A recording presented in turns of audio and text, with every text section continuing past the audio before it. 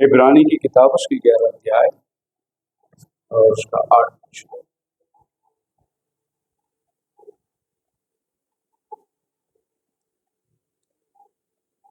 The book of Hebrews chapter 11 verse 8.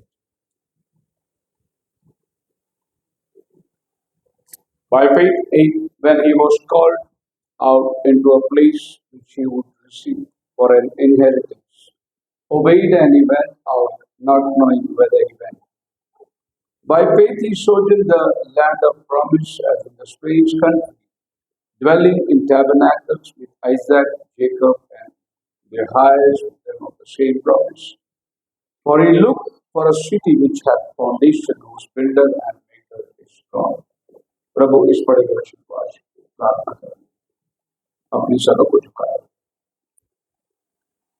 तेरा कलाम ज़बानी में है खुदा,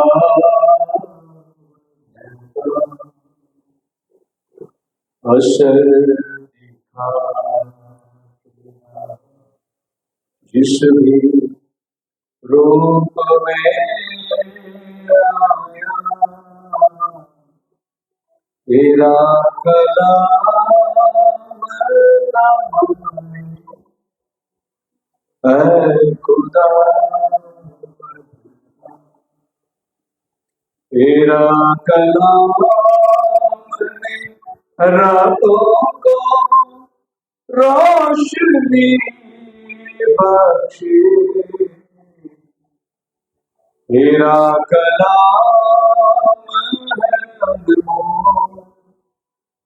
है खुदा, असर दिखा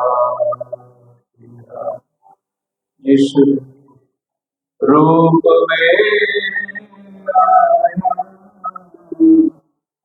तेरा कलाम ज़बानी है खुदा।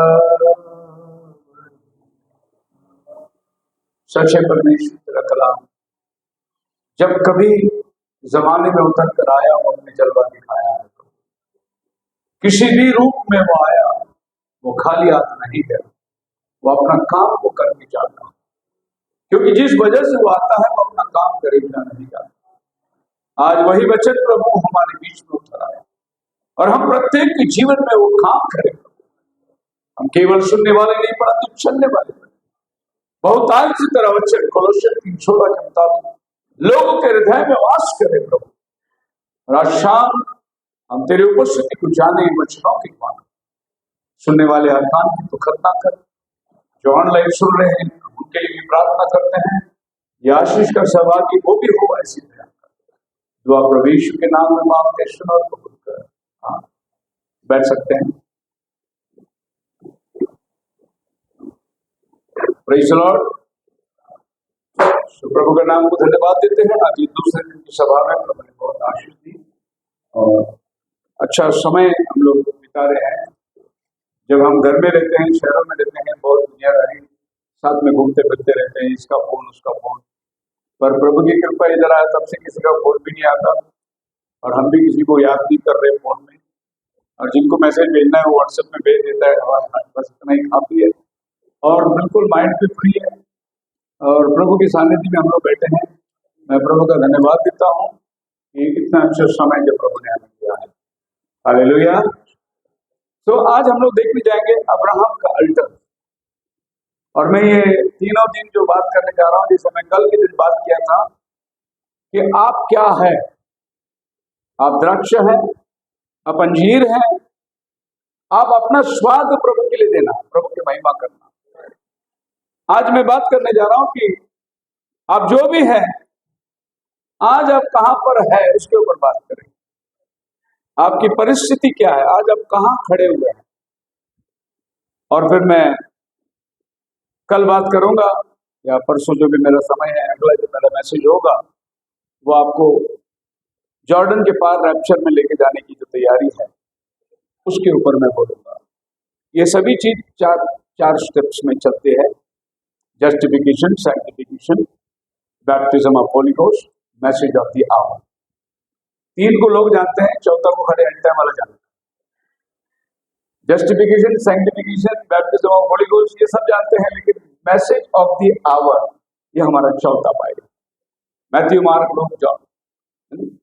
मैथ्यू, मार्क, लूक, जॉन, और जो आखिरी जो है वो गॉस्पेल, ये 4 गॉस्पेल के अलावा फिर हम देखते हैं कि प्रभु ने जोवेल के समय में 4 कीड़ों ने आकर उन सारे फलों को खा गया, जो कि कलीसिया।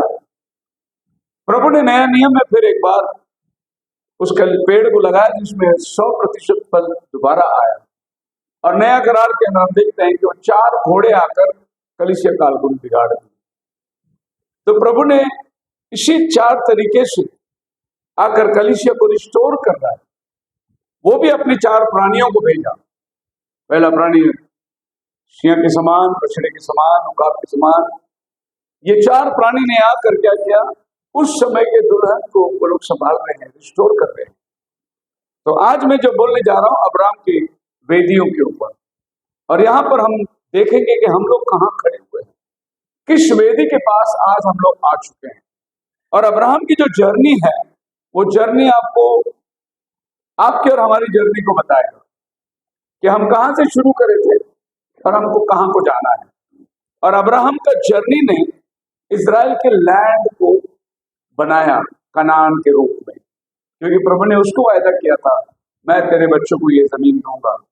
सो अब्राहम का जर्नी जो है वो कनान लैंड को मैप के रूप में बनाता है, किस तरीके से वो लोग अपने प्रॉमिस लैंड में चले गए। जब बात वेदी की आती है अल्टर, तो आप सब समझ जाना चाहिए कि अल्टर ये वर्ड का मीनिंग क्या होता है। जब आप कोई कपड़े लेके जाते हैं अपने लिए सूट करने को, चाहे वो बड़ा हो या छोटा हो, तो टेलर को देख के बोलते हैं अल्टर करके देना इसको, अपने लिए सूट होने के लिए अल्टर। और बाइबल के अंदर अल्टर इसलिए बनाया गया था कि आपके बदले में वहां कोई मरता है, एक मेमना मारा गया, वहां आपको कपड़ा मिलता है, आपके पाप की क्षमा, उसके आगे आप यात्रा करते हैं। मतलब आपका लाइफ को उधर अल्टर करना पड़ता है। और आज हम लोग सब उस वेदी के पास आएंगे जहां हमारा लाइफ को अल्टर करना है।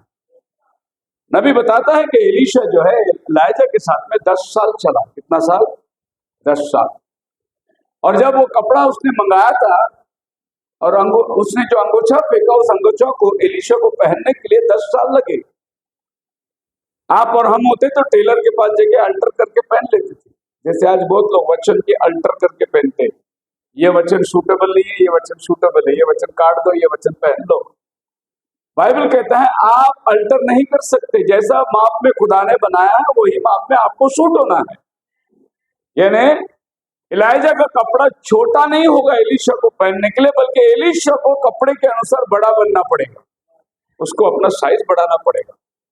हालेलुया। तो आप अल्टर जो चीज है आपके लाइफ को altar, it is often said in Abraham and patriarchs that they build altars to the Lord and it is never said they build houses for themselves। ये बड़ी अजीब बात है कि इतनी बड़ी यात्रा के अंदर अब्राहम ने घर नहीं बनाया, लेकिन वो जिधर भी गया उधर वो अल्टर बनाया। हम लोग घर बनाएंगे एक यादगार के लिए, कभी आके विश्राम करने के लिए हिल स्टेशन पे घर बनाएंगे। अब्राहम जहां जहां गया वो सिर्फ अल्टर बनाया, कारण वो एक जमीन, एक सिटी को देख रहा था जिसका बनाने वाला खुदा था। इसके लिए उसने जमीन में कोई सिटी को देखा नहीं। तो मैं विश्वास करता हूं कि हम सब लोग एक शहर में जाने वाले हैं, तो जमीन में हमारा अपना कुछ नहीं है, जो कुछ है हमारा उस शहर की तरफ में हम जा रहे हैं जिसका बनाने वाला कौन है। हालेलुया। अब देखिए, हमसे नोहा से अब्राहम तक 2000 साल, नहीं, आदम से नोहा तक, फिर नोहा के बाद अब्राहम से प्रभु शुरुआत करता है 2000 साल यीशु मसीह तक, और यीशु मसीह से अभी तक 2000 साल। तो आप देख सकते हैं कि आज से 4000 साल पहले अब्राहम उस नगर को ढूंढ रहा था जिसका बनाने वाला परमेश्वर है, जिसमें आप और हम जाने की अभी तैयारी कर रहे हैं। ये 4000 साल पहले ढूंढ रहा था, इसलिए उस जमीन में कोई नगर को उसने अपना नगर नहीं बनाया। वो he was searching for a land. He looked for a city without foundation, whose builder and maker is God himself. एक ऐसी शहर की खोज में था जिसका बनाने वाला परमेश्वर। इसलिए बाइबल अब्राहम को कहता है, Isaiah 41 verse 8, Abraham my friend। कोई बाइबल पढ़ने वाला एक व्यक्ति तैयार रहे खाली, जैसे मैं वचन बोलता हूँ। इस्राएल, हे मेरे चुने हुए याकूब, हे मेरे मित्र अब्राहम के वंश, हे मेरे मित्र अब्राहम। प्रभु ने अब्राहम को क्या बताया? अपना friend. He was a friend of God. Hallelujah. अगर हम लोग को किसी के साथ में नाता करीबी से जोड़ना है तो अरे वो मेरा दोस्त है, मेरा मित्र है। और गॉड ने अगर किसी को अपना फ्रेंड बनाया तो अब्राहम को अपना फ्रेंड बनाया। Hallelujah. My friend, and Abraham became the friend of the creator of the universe. ये पूरे कायनात को बनाने वाले का दोस्त बन गया हूं। यानी only a scripture that is called friend of Elohim. However, his friendship did not rise overnight. वो एक रात में प्रभु से पहचानो के दोस्त नहीं बने। बड़ा लंबा समय था, उसको एक विश्वास का लड़ाई लड़ना था, जीना था, कष्ट के बताना था। फिर आखिर में प्रभु बोलता है कि यार ये तो मेरा दोस्त बन गया है। He's my friend. Hallelujah. The friendship between eternal Abraham arose from many years' experience living and walking in the ways of eternal until his life became perfect at the fourth altar. चौथे alter में उसका life perfect बना और वहां तक वो चलता रहा, जो एक बड़े लंबे अरसों का समय है। तब चलकर परमेश्वर को एक कहना पड़ा कि अब्राहम मेरा मित्र है। अब्राहम का जो समर्पण है वो जबरदस्त समर्पण है। चौथे अल्टर पे प्रभु अब्राहम को बोलता है, जिससे तू प्रेम करता है उसको बलिदान के लिए लेके आ। ये चौथा अल्टर है। यानी आपको गॉड का मित्र बनना है, उसका फ्रेंड बनना है, तो आपके लाइफ में गॉड से ज्यादा प्रिय और कोई चीज होना नहीं चाहिए। तब गॉड आपको फ्रेंड बना सकता है। क्योंकि अब्राहम का बेटा होने के बाद अब्राहम, अब मालूम है आपको, घर में बच्चा आ गया तो कितनी खुशी होगी। वो भी 100 साल की उम्र में, और जितनी निंदक लोग हैं सबका मुंह बंद हो गया। 100 साल की उम्र में सारा, 90 साल की उम्र में सारा गर्भवती, तो बड़ा खुशी हुई घर में। खुशी हुई घर में इन द सेंस बच्चा बच्चा, मेरा बेटा मेरा बेटा। बहुत लोग को गुण गाने की आदत है, मेरा बेटा ऐसा है, मेरा बेटा वैसा है, मेरी बेटी ऐसे, मेरी बेटी। उनके मुंह में खुदा के नाम से ज्यादा उनका बेटा बेटी का नाम, मेरा बहू ऐसा है, मेरा बहू ऐसा है, मेरा वो ऐसा है, बड़ी। और अब्राहम का लाइफ में भी ऐसे हो गया होगा शायद। मैं सोचता हूँ कि अब्राहम बेटा बेटा बेटा बेटा, अरे अरे संभालो, अरे बेटा संभालो, उसके गोद में खेल रहा है। खेलते खेलते खेलते खुदावन देख रहा अब्राहम को, अरे हमारी दोस्ती कम हो रही है। तो प्रभु ने बोला, अब्राहम जिससे तू प्रेम करता है उस इकलौते को लेके आ बलिदान के लिए। क्योंकि जब अब्राहम ने अपना हाथ उठाया बलिदान के लिए, तभी प्रभु बोलता है, मैं जान गया तू मुझसे प्रेम करता है। मामूली सी शर्त है। प्रभु ने बोला कि ये मुझसे ज्यादा दूसरे से प्रेम करने लगा। प्रभु को सिर्फ इतना जानना था कि तू अभी भी मुझसे प्रेम करता है क्या, अभी भी प्री एमिनेंस मेरा है तेरे जीवन के अंदर। यही प्रभु चाहता था। क्योंकि बलिदान को रोक कर प्रभु ने बोला, देखो मेमना है, लेके बलिदान कर, मैं जान गया तू मुझसे प्रेम। हालेलुया। कभी कभी परमेश्वर अपने प्रेम को देखने के लिए हमें कुछ एक्सटेंड तक लेके चला जाएगा। मैं एक बहुत बड़े बंदे का नाम जानता हूँ अपने इंडिया के अंदर, और वो हमेशा अपनी बेटी की बहुत तारीफ करता। जब भी बेटी आएगी गाना गाएगी, बेटी आएगी करेगी, बेटी ये करेगी, बेटी वो करेगी, बेटी वो करेगी। और बेटी के नाम से स्कूल, बेटी के नाम से यूनिवर्सिटी, बेटी के नाम से कॉलेज, बेटी के नाम से बेटी बेटी बेटी बेटी। और एक दिन कार एक्सीडेंट हो गया, उसकी बेटी मर गई। अब किसका नाम लोगे? अब स्टेज में आके बेटी बेटी नहीं बोल सकता, बेटी चली गई। हमारा परमेश्वर जलन रखने वाला परमेश्वर है। अगर तुम उससे ज्यादा प्रेम किसी के साथ करोगे, प्रभु उसको निकाल देगा तुम्हारे रास्ते से। वो चाहता है कि तुम सबसे प्राधान्य केवल उसी से प्रेम करो, खुदा से ज्यादा कोई। मैं भी अपने घर में कभी कभी बातचीत हो जाती है, मैं कहता हूँ मेरे मिसेस को, बोले मेरे और परमेश्वर के बीच में कोई नहीं आना। चाहे वो बाप हो, माँ हो, भाई हो, बेटा, मेरा पहला प्राधान्य खुदा, उसके बाद में सारे रिश्तेदारी है, परिवार है, बेटे हैं, बच्चे हैं, सब, पर मेरे और परमेश्वर के बीच में कोई नहीं आना चाहिए, क्योंकि खुदावन पसंद करता ही नहीं इस बात को। हालेलुया। तो अब्राहम को मित्रता हासिल करने के लिए एक लंबी यात्रा उसको चलने पड़ी, पहले वेदी, दूसरी वेदी, तीसरी वेदी, और जब चौथी वेदी आई जिसमें मोरिया पहाड़ पर प्रभु ने उसको बनाने को बोला, वहां अब्राहम का फेथ का एक जबरदस्त टेस्टिंग था, और वो टेस्टिंग कुछ और नहीं परंतु कई वर्षों बाद मसीहा ये दुनिया में कि वही टेस्ट को पास करने वाला है। इसी का एक प्री नमूना प्रभु ने हमको दिखाया। हालेलुया। आप मेरे साथ हैं? मेरी आदत है आपसे हालेलुया सुनने की, नहीं तो मैं मैसेज फिर बोलूंगा कि बंद करने की टाइम आ गई।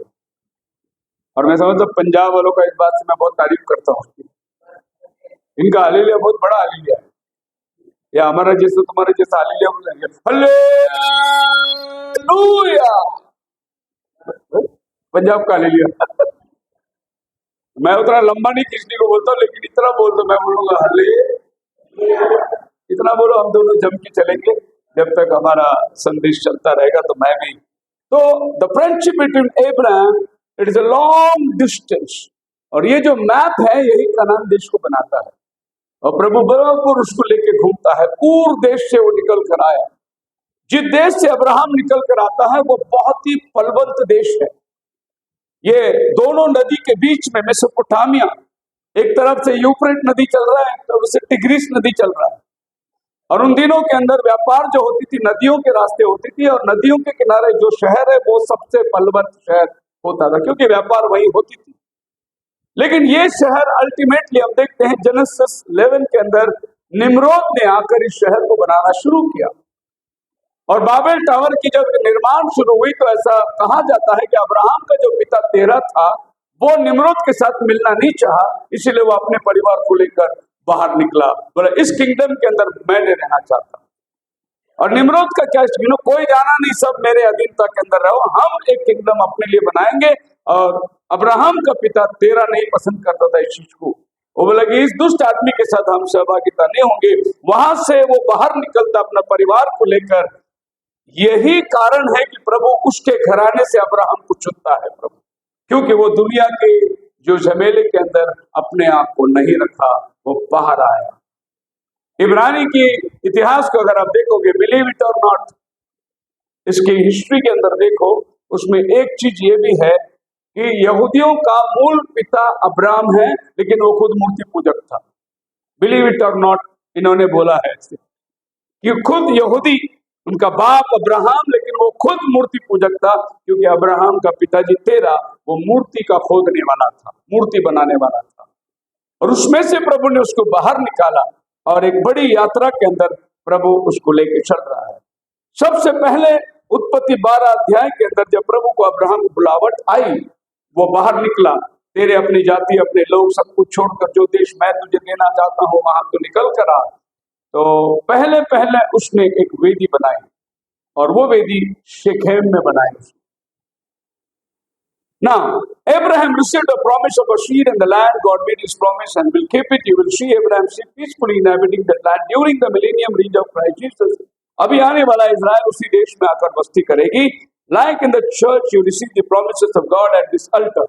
His scriptural promises of salvation, eternal security, answered prayer, provision, grace, mercy, peace, fellowship, and the rapture, so forth is proclaimed and claimed in this altar. यही अल्टर आपका विश्वास, आपका सल्वेशन, आपकी प्रॉमिस, आपका पीस, और आपको rapture तक ले जाने का जो वायदा है, शेखेम में आपको किया जाता है। Now, शेखेम is a place of refuge. अब जोशुआ चैप्टर 20 में जाओगे, जब वे लोग को कनान देश मिली थी, तब प्रभु ने कहा कि तुम एक रिफ्यूज सिटी बनाना, शरण का गढ़ बनाना, और वो शेकेम में बनाना। Now what is city of refuge? City of refuge जो होता है, जैसे हमारे शहरों में पुलिस स्टेशन होता है, इसको हम लोग मान सकते हैं कि एक city of refuge. City of refuge का काम क्या है?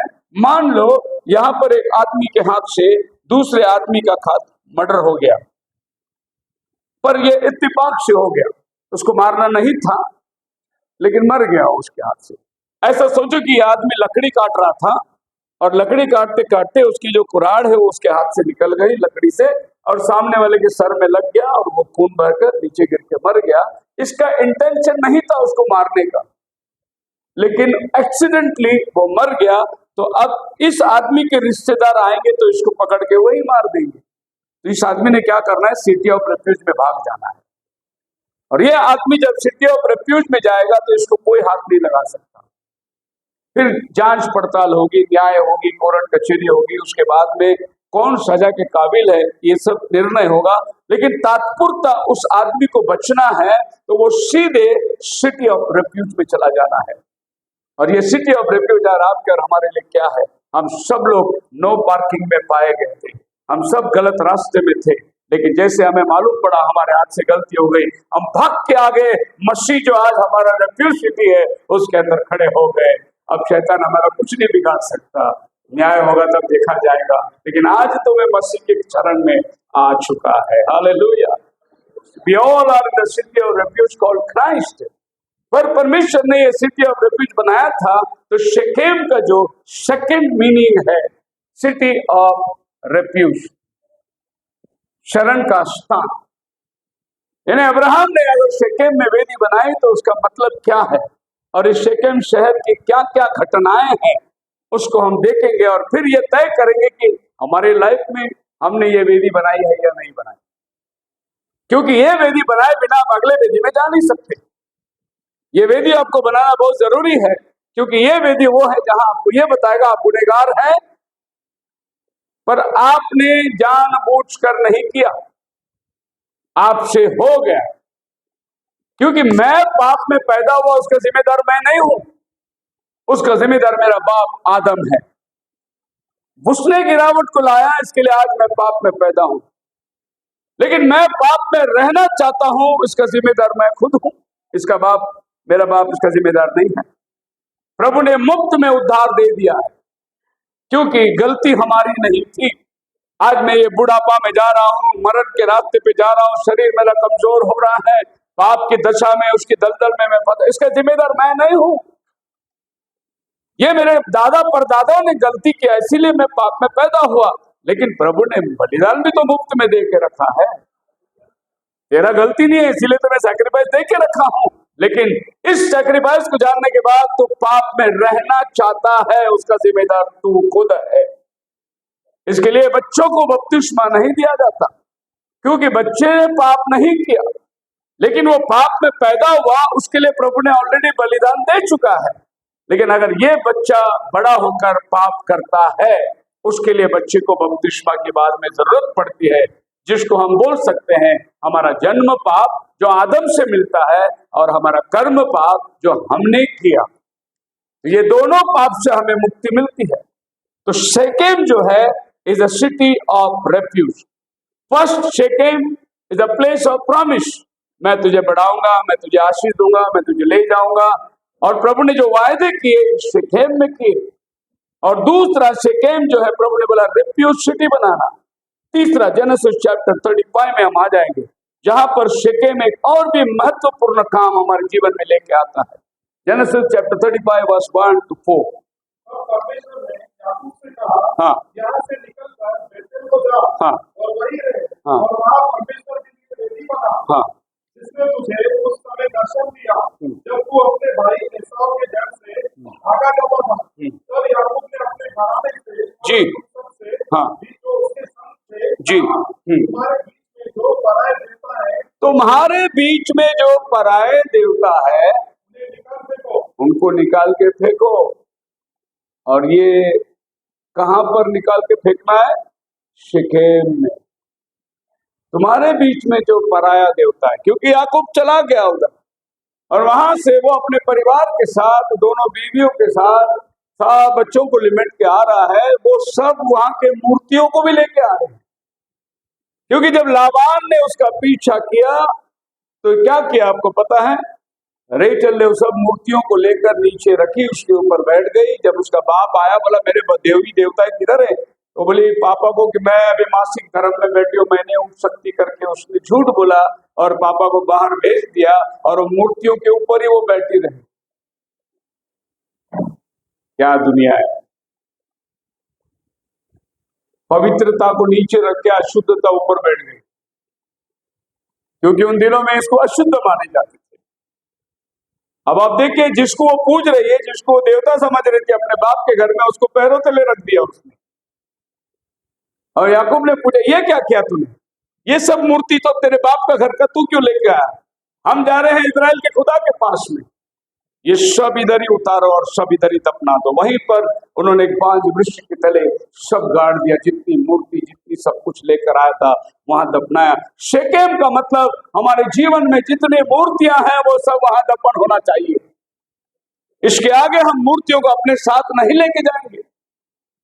यही परमेश्वर जिसने मिस्र देश में से कहा था कि तुम अपने अड़ोस पड़ोस के पास से सोना चांदी सब ले लो और सब बटोर के मिस्र देश को लूट के निकले थे, लेकिन यही परमेश्वर आगे चलकर कहता है जितना सोना तुम पहने हो सब उतार लो। जो खुदा ने लेने के लिए कहा वो खुदा ने आगे उतारने के लिए कहा। कारण यही सोना चांदी जो इन्होंने लिया था, ये आगे चलकर खुद ये मूर्ति बनाकर पहनने लगे, एक बछड़ा भी बनाकर उसकी उपासना करने लगे। अब बोला, प्रभु इसके आगे कोई नहीं पहनेगा। जो खुदा ने लेने के लिए कहा उसका पर्पस अलग था, हमने उसका पर्पस को बदल दिया, खुदा ने अपना काम को ही बदल दिया। अब इस सब उतारो और इसके आगे कोई पहनेगा नहीं। आप मेरे साथ है? दूसरे शब्दों में अगर मैं कहने जाऊं, अगर कोई विश्वासी बपतिस्मा लेकर चर्च में आता है फिर भी सब पहन के रखा है, वो अभी तक शेकेम में नहीं पहुंचा। बेतेल में जाना तो बहुत दूर की बात है, अभी तक वो शेकेम में नहीं पहुंचा। हम जब अपने इर्द गिर्द देखते हैं इन औरतों को, ये सब लेडी पास्टर लोग हैं, वुमन पास्टर लोग, सब बड़े बड़े टेली इवेंजलिस्ट लोग हैं, लेकिन अगर जब आप इनको देखें तो ये लोग कोई भी शेकेम पार नहीं किए अभी तक, क्योंकि ये सब दुनियादारी अपने साथ लेके आ रहे हैं। और जब प्रभु आपको प्रॉमिस लैंड में लेके जा रहा है तो ये सब दुनियादारी आपके साथ नहीं आना चाहिए वहां, ये सब आपके जीवन से उतारना चाहिए। ये जो पहने हैं, ये देखो पुलपिट पे खड़े रह के प्रीचिंग करने वाले सब lady woman pastor, famous pastor लोग हैं, पता नहीं हजारों मर्द लोग इनके मिनिस्ट्री के अंदर बैठ के वचन सुनते हैं। मान लो ये लोग कहां जाएंगे? जहां हवा ने पहुंचाया वहीं ये लोग सब जाने वाले। इसमें से एक भी परमेश्वर के राज्य में नहीं जाएगा। लोगों के पास बहाने बहुत है। लोग बोलते हैं कि फिर बलाम के टाइम पे वो गधी ने बात किया, गधी बात कर सकती है तो औरत बात नहीं कर सकती। मुझे समझ में नहीं आता, ये बात पौलुस को नहीं मालूम था, इनको मालूम हो गया। पौलुस को नहीं मालूम था, गधी ने बात किया। सो ये जो चीज मूर्त को, उपासना को तुम लेके आ रहे हो, ये शेकेम में आपको दफन करना है। It's a place of rebellion. जजेस 9 अध्याय में जाओगे तो यहां विद्रोह होता है। शेकेम जो है आपके लाइफ के अंदर जो है, जैसे कलीसिया में विद्रोह करना, नफरत करना, एक में के ऊपर भड़का के बोलना, एक में की बुराई करना, ये रिबेलियन का काम जो चर्च में चलता है, इस आदमी के जीवन में अभी तक शेकेम का वेदी ही नहीं बना है। अभी तो इसको आगे बहुत चलना है। Shechem is where Abimelech organised a revolt against the rest of the house of Gideon. Revolt का मतलब पास्टर के अगेंस्ट बात करना, पास्टर के अगेंस्ट लोगों को एकत्रित करना, पास्टर के अगेंस्ट में एक षड्यंत्र बनाना, लोगों के बीच में गुमराह करना, लोगों के घर घर जाकर भटका देना, रिवोल्ट करना। ये व्यक्ति अभी तक शेकेम में ही नहीं पहुंचा। मैं वास्तविक बात करना चाहता हूं, ये आपके कलीसिया के लिए भी फायदा होगा और इंडिविजुअली भी फायदा होगा। ये बात, प्रेज द लॉर्ड। ये सब कन्वेंशनों में बोलने वाली बात नहीं है, ये खाली चुने हुए लोग जिधर बैठे हैं उधर ही बोलने वाली बात है, क्योंकि हम लोग प्रॉमिस लैंड के लिए जा रहे हैं। तो हमें एक एक स्टेप क्रॉस करके जाना है। You outwardly appear conform to the words of God, but inwardly you are your way out और बैकस्लाइडिंग। बाहर से तुम तो विश्वासी दिख रहे हो, लेकिन अंदर से तुम भटके हुए आदमी हो, तुम अभी तक विश्वासी के दर्जे बनाए नहीं। इनफैक्ट बैप्टिज्म क्या है? द इनवर्ड चेंज, अंदर जो परिवर्तन हुआ वो बाहर दिखाई देता है ना, वही बैप्टिज्म है। लेकिन बहुत लोग अंदर परिवर्तन हुए बिना बपतिस्मा लेने बाहर का परिवर्तन में आ जाते हैं, वो कभी भी आगे सुधरते ही नहीं, क्योंकि अंदर ही बदला नहीं है। तो जब मैंने अंदर एहसास किया मैं पापी हूं, मुझे क्षमा चाहिए, बपतिस्मा मेरे को पाप की क्षमा देती है, जब मैं ये मेरे हृदय में मान लिया, उसके बाद मैं पानी में उतरता हूं, ताकि मेरी आउटवर्ड अपीयरेंस मालूम पड़ जाए कि मैंने प्रभु यीशु मसीह को स्वीकार कर लिया है। बहुत सी बार सूखा पापी जाता है, गीला पापी बाहर आता है। बैप्टिज्म की महत्व खत्म हो गई, क्योंकि आज हमारे इर्द गिर्द में जब बपतिस्मा के अर्थ को हम देखते हैं, बड़ा बुरा हाल है। मैं बताया कई बार मैसेज के अंदर, हमारे यहाँ पूना में एक चर्च है, वहां स्पेशल बैप्टिज्म होती है और कॉमन बैप्टिज्म भी होती है। कॉमन बैप्टिज्म में आप सब लोग पानी में उतर के खड़े हो, पास्टर साहब बाहर से बोलेंगे, पिता पुत्र पवित्र आत्मा के नाम से डूब जाओ, सब लोग डूब के उठना है। कॉमन बैप्टिज्म, ज्यादा नहीं, 100 रुपए चार्ज है उसका। और पास्टर अगर पानी में उतर के बपतिस्मा देगा तो 500 रुपए चार्ज है, उसके कपड़े गीले होते हैं, वो पानी में उतर के उसको बोलते स्पेशल बपतिस्मा। एक बार मद्रास में अपने एंड टाइम मैसेज की मीटिंग चल रही थी, कन्वेंशन चल रही थी, उसमें हम भी चले गए थे। अभी वो बंदा मैसेज में नहीं है, तो बड़ी बैप्टिज्म सर्विस हो रही थी, तो वो खुद दे रहा था बपतिस्मा सबको, लेकिन उसकी बेटी भी उस दिन बपतिस्मा लेने वाली थी। तो जब बेटी बपतिस्मा लेने को आई तो वो बाहर आ गया, और वो जो गवर्नर आया था स्पीकर, उसको बोला तुम दो मेरी बेटी को बपतिस्मा, स्पेशल बपतिस्मा, गोरा आदमी के हाथ से लेना। तो लोगों ने बैप्टिज्म को कैटेगरी के अंदर बदल दे दिए। अब मालूम ही नहीं इनवर्ड चेंज हुआ भी है कि नहीं करके, लेकिन बपतिस्मा लेने के लिए सब आगे बड़ी लाइन लग के खड़ी हो गई और लोग बपतिस्मा ले रहे हैं। तो बपतिस्मा आपके लाइफ के अंदर इस बात को दर्शाता है कि तुम अंदर से बदल गए हो, इसीलिए तुम पानी पर चले आ गए, और तुम ये बात सबके सामने गवाही दे रहे हो कि मैंने प्रभु को कबूल किया है, मैं उसके साथ मारा गया, गाड़ा जाएगा और मैं इसके साथ जी उठूंगा। तो प्रभु के पुनरुत्थान की शक्ति को आप प्राप्त करते हैं। Rebellion, the next Joshua 24 chapter verse 1, at Shechem Joshua choose you to this day whom you will serve for me and my household, and we will serve the Lord. जब जोशुआ पहुंचा वो जगह पे, the place of decision, Shechem में आकर सबको बिठाया, बोला कि देखिए अब सवाल ये है, महानद के उस पार हमारे पूर्वज लोग उस देवी देवता को नमन करते थे, और आपने देखा कि परमेश्वर कैसे बलवंत हाथों से हमें छुड़ाकर यहां तक लेकर आए। अभी सवाल आपके ऊपर है, आपको जमीन बांट के दे दिया है, अब तुम क्या करते हो, किसको सर्व करते हो, तुम्हारे ऊपर है। मेरा काम खत्म हो गया, लेकिन मेरा और मेरा घराने का डिसीजन मैं सुनाता हूं, हम केवल यहोवा ही की सेवा करेंगे। शेकेम वो जगह है जहां आपको आकर ये डिसीजन लेना है, मैं और मेरा घराना यहोवा ही की सेवा करेंगे।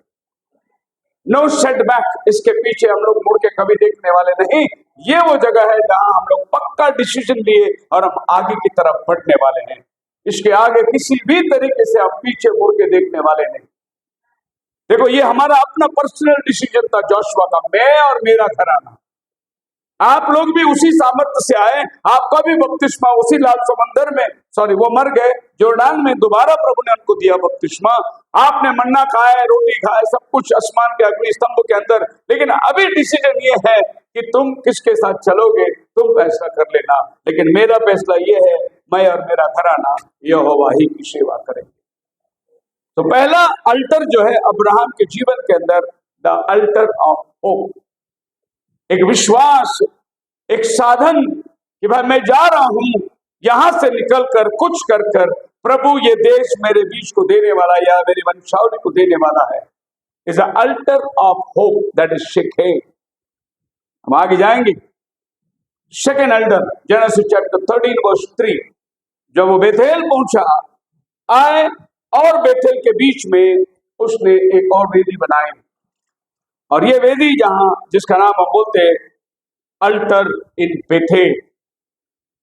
ना बेथेल जो है, आपको बाइबल में पीछे जाओगे तो आपको पता चलेगा, 28 अध्याय में जाओगे उत्पत्ति में, तो आपको पता चलेगा कि बेथेल नाम कहां से आता है। इस जहर का नाम था पहला लूज, जहां याकूब भाग रहा था और वो थकान को दूर करने के लिए एक पेड़ के तले सोया, एक पत्थर को सिराने में रखा, स्वर्ग खुल गई और उसने फरिश्तों को आसमान और जमीन में उतरते चढ़ते देखा। ये वो जगह थी बेथेल। वो उठकर उस जगह का नाम बेथेल रखा, हाउस ऑफ गॉड। बेथेल का मतलब क्या है? प्रभु का घर है। यहां स्वर्ग खुल गई है और कुछ नहीं हो सकता। यह मेरा प्रभु का घर है। जब यही याकूब वापस लौट आया तो उसी जगह का नाम एल बेथेल रखा। एल बेथेल का मतलब मेरा प्रभु का घर। पहला क्या था? ये खाली प्रभु का घर था। जब वो लौट आया तो मेरा प्रभु का घर हो गया। हालेलुया। मेरा एल ए एल एल। सो अल अल अल जो है वो एकता को दर्शाता है। मसीह में मेरे प्रिय लोगों, ये वो जगह है जब आप इस जगह के अंदर अपने वेदी को बनाएंगे तो आपको पता चलेगा कि बेथेल और इसके बीच में क्या घटनाएं हो रही है, इसके अंदर क्या चेंजेस है। माफ करना।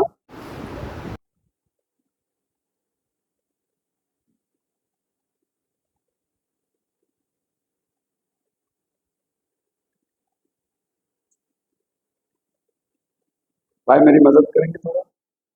एक्चुअली इसको मैंने दोबारा सेव किया था और फोल्डर एक इसमें अल्टर करके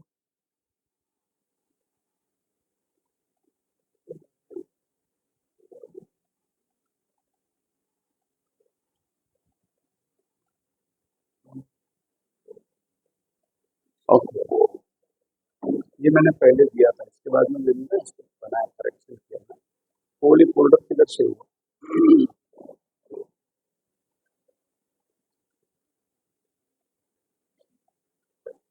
या सेव नहीं हुआ?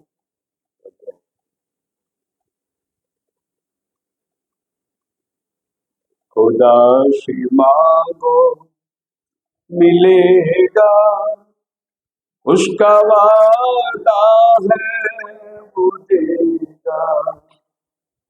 उसके वादे पे एतबार करो, खुदा से प्यार करो, प्यार करो, प्यार करो, खुदा से प्यार करो, प्यार करो, प्यार करो। सेव नहीं हुआ?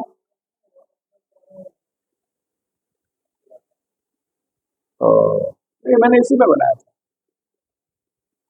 हाँ, इसी में बनाया।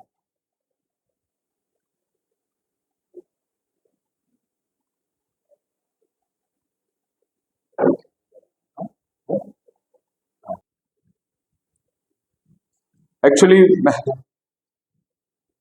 मैं जब गया मैंने लैपटॉप चेक किया, लैपटॉप के ऊपर कोई तो बैठ गया था, दबा दीजिए तो लैपटॉप ये हो गई।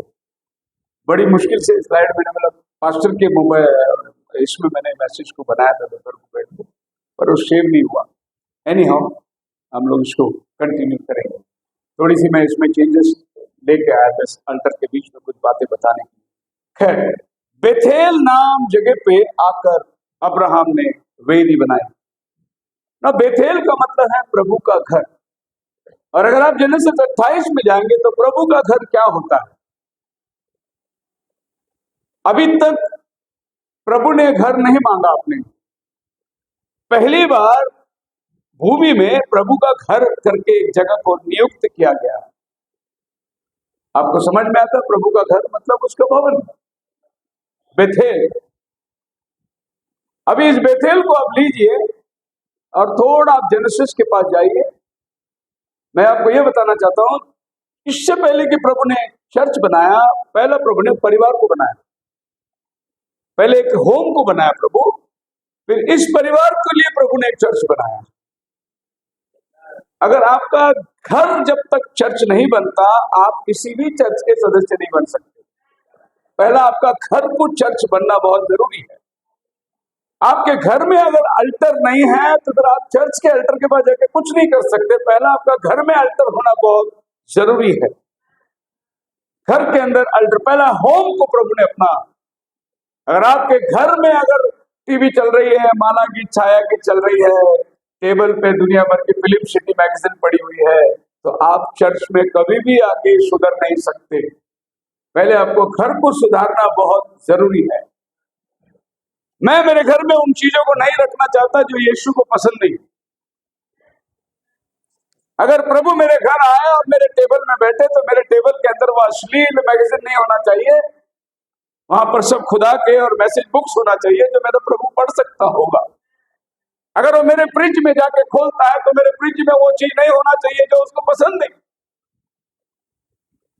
मेरे अलमारी में वो चीज नहीं होना चाहिए, मेरे कपबोर्ड में वो चीज होना नहीं चाहिए, और वो कपड़ा मैं नहीं पहनना चाहिए जो मेरा प्रभु को पसंद नहीं है। वो मेरे अलमारी में होना ही नहीं चाहिए। कभी कभी हम विश्वासी लोग दो जीवन जीते हैं, शादी में कुछ और पीते हैं, चर्च में कुछ और पीते हैं। आप प्रभु का भवन में बेथेल में अभी तक वेदी बनाए ही नहीं। आपने ये देखना है कि आपका बाहर का जीवन भी वही हो और आपका प्रभु का भवन का जीवन भी वही हो। चर्च में कभी कभी मैंने देखा एक लड़की क्वायर में गाना गा रही थी, जबरदस्त गाना गाती है, जबरदस्त गाना गाती है, लेकिन मंडे को जब मैं रेलवे स्टेशन में देखा पैंट पहन के भाग रही है ट्रेन पकड़ने, मेरे को विश्वास नहीं हुआ कि ये वही लड़की है कि क्वायर में खड़ रही है गाना गा रही है। कंपनी का जीवन अलग है, व्यक्ति का जीवन अलग है, बाहर का जीवन अलग है, शादियों का जीवन अलग है, और प्रभु के भवन में आने का जीवन अलग है। दूसरे शब्दों में बॉम्बे में हम कहते हैं चर्च में दूत बाहर भूत। चर्च में संत दिखाई दे रहा है लेकिन बाहर उसका हुलिया देखोगे तो आप पहचानने में नहीं आओगे कि ये विश्वासी भी है क्या। इसने अभी तक अपने घर में बेथेल नाम की वेदी नहीं बनाई, क्योंकि बेथेल वो वेदी है जहां पर याकूब ने सर रखा है, स्वर्ग खुल गया और आसमान से ऊपर नीचे फरिश्ते उतर रहे हैं। उसने क्या कहा उठ के, ये जो दर्शन उसने देखा, ये दर्शन में उसने क्या सीखा।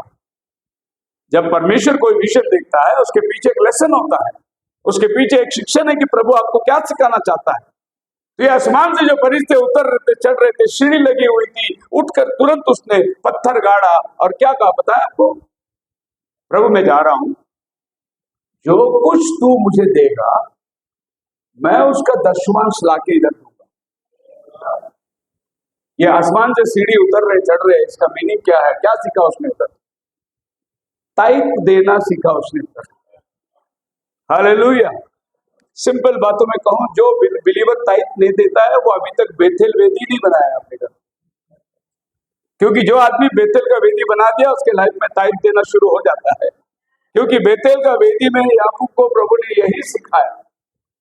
दूसरे शब्दों में मैं आपको यह बताना चाहता हूं, प्लेनली अगर मैं समझूं तो ऐसा समझूंगा उसको कि देवदूत जा रहे हैं और आ रहे हैं। ये क्यों जा रहे हैं और ये क्यों आ रहे हैं, अगर इसको देखना है तो आप एक्ट्स चैप्टर में आ जाइए, 10वां अध्याय के अंदर पहला वचन से पढ़िए। प्रेरितों के काम 10 अध्याय। हाँ हाँ मनुष्य था जी, जो इस्राएल नामक पलटन का सरदार था। हाँ वो भक्त था हाँ और अपने सारे घराने समेत परमेश्वर से डरता था और यहूदी लोगों को बहुत दान देता हाँ और बराबर परमेश्वर से प्रार्थना करता था जी। उसने दिन के तीसरे पहर के निकट दर्शन में स्पष्ट रूप से देखा कि परमेश्वर का एक दूत उसके पास भीतर आकर कहता है, हे कुरनेलियुस। उसने उसे ध्यान से देखा और डरकर कहा, हे प्रभु क्या है? उसने कहा, तेरी प्रार्थना और तेरे दान सिमरन के लिए परमेश्वर के सामने पहुंचे हैं। इसमें जो मैंने बनाया ना सब कुछ वाला भी है, ये भी है, तो आगे है। यस ब्रदर, यहाँ पर हम क्या देखते हैं उस वचन के ऊपर ध्यान दीजिए, 4था वचन।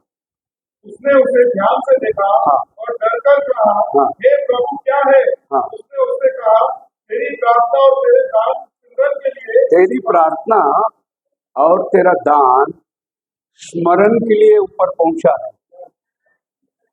और फरिश्ते नीचे आकर उसको बोलता है, और तेरा दान खुदावन स्वीकार नहीं कर सकता, क्योंकि प्रभु पापियों के हाथ से नहीं लेता। इसीलिए अभी आदमी भेज, पतरस को बुला ले, वो जो कुछ कहेगा तू करना, तू और तेरा घराना उद्धार पाओगा, तब तेरा दान मैं कबूल कर सकता हूं। आप समझ रहे हैं मेरी बात को? जब नामान कोढ़ी आया, ठीक तो हो गया, लेकिन जाने के टाइम उसने बोला, साहब मैं ये सब ले आया हूं। बोला कि कुछ नहीं चाहिए, सब तू अपने साथ लेके जा। एक फूटी कौड़ी उसने नहीं लिया।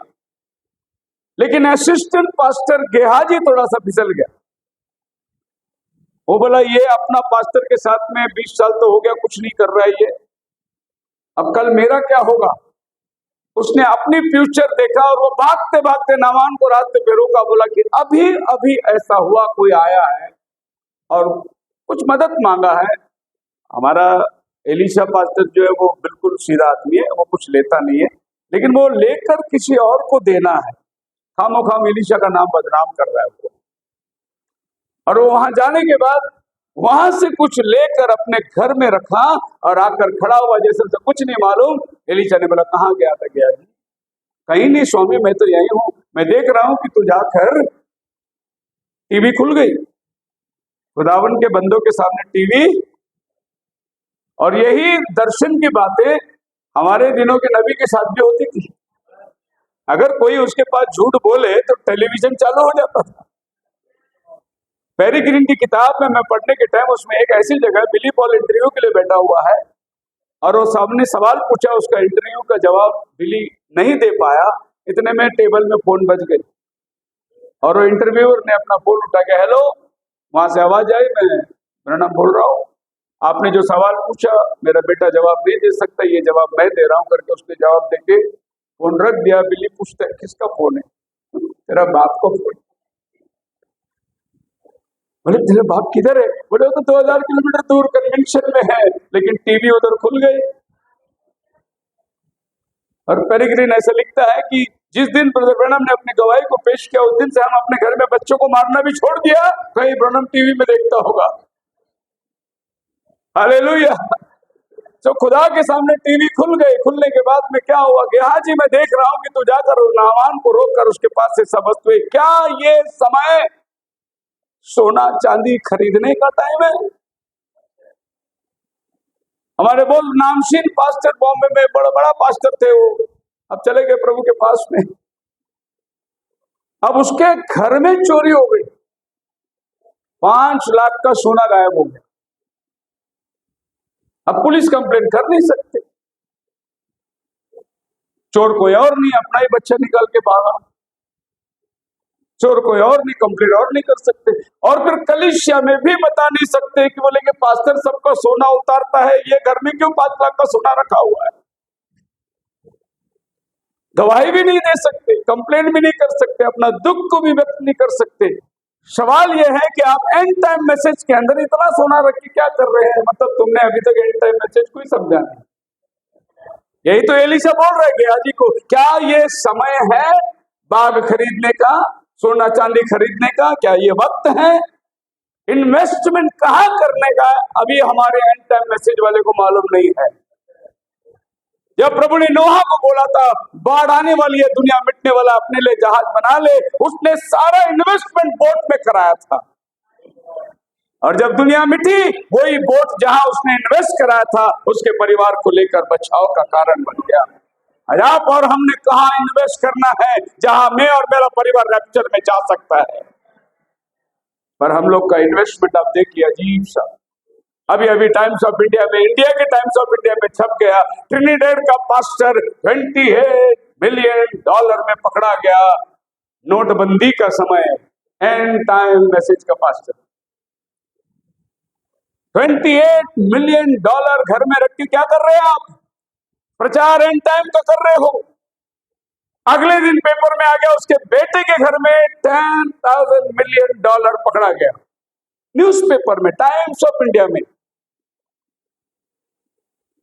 और हमारे एंड टाइम के पास्टर अपने चर्च में बोल रहे हैं रोमन कैथोलिक लोग का साजिश है।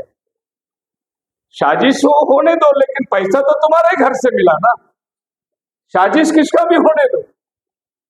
आपको समझ में आ रही है मैं क्या बोल रहा हूं? अगर आपको एंड टाइम का प्रचार करना है, एंड टाइम के मैसेज के अनुसार जियो, फिर एंड टाइम का प्रचार करो। मिलियंस ऑफ डॉलर घर में स्टैश करके, जहां प्रभु यीशु खुद बोला कैसर का कैसर को दो, प्रभु का प्रभु को दो, तुमने कैसर का पैसा सब मार के घर में छुपा के रखा, इसके लिए रेड पड़ी, कैसर ने अपना पैसा उठा के लेके गया। बदनाम एंड टाइम मैसेज क्यों हुई? आज ये मैसेज को लोग नाम रख रहे हैं, मैसेज की वजह से नहीं रख रहे हैं, इस मैसेज में जीने वालों का जीवन को देखकर एंड टाइम बदनाम हो रही है। वरना भाई ब्रनम के ऊपर उंगली उठा के बताओ, जिस आदमी को मर्सिडीज कार दिया, बोला ये कार लेके मैं अपने लोगों के पास नहीं जा सकता हूं, वो वापस करके आने वाला आदमी।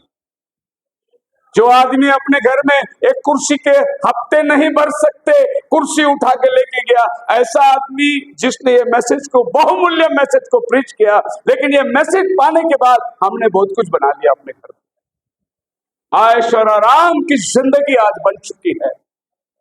क्या ये वो समय है? बेथेल में आपको यह तय करना है कि मैं कहां पर हूं।